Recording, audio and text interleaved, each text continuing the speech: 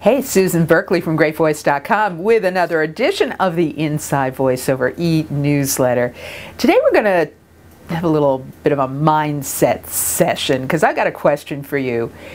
Do you have nagging doubts about the sound of your voice? You might.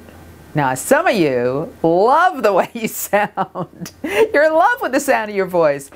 But most people, myself included, have always a little part of the back of my head, at least in the beginning of my career, I had a nagging doubt, and I remember wishing, hoping that I would find my signature sound, and I really went crazy over that. Then I finally got over it. But that's a pretty common thing among newcomers to the voiceover business. They think, wow, if I only knew what my signature sound was, and, is this a big mistake? Am I really talented for this? But I really want to do it, blah, blah, blah, blah, blah. They go on and on and on. So that's what I want to talk about today. It's learning to appreciate what you have. And that kind of stress you have over the sound of your voice is really, really unnecessary. Really, we need to learn to be grateful and satisfied with what we have. Many of us can change the sound of our voice, some people quite dramatically, right? But the voice I'm talking about today is really your unique signature sound. I'm thinking about a story that a really good friend of mine, voice talent Pat Fraley, told me, was that he wanted to be a Shakespearean actor.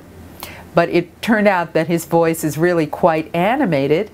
Both of his parents worked with the deaf, or maybe his parents were deaf, I don't know, but they were always very, very animated and over the top.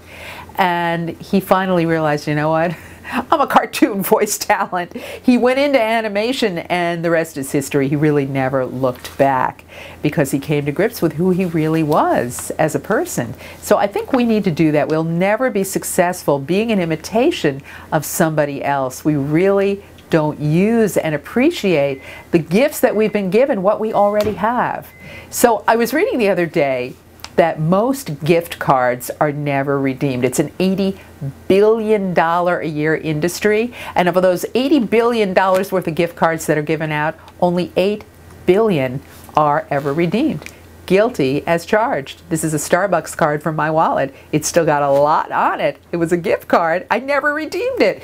But worse than that is that I look at my bookshelves. There are a lot of wonderful books there that I bought with hopes of using them, of reading them. I've never finished most of them.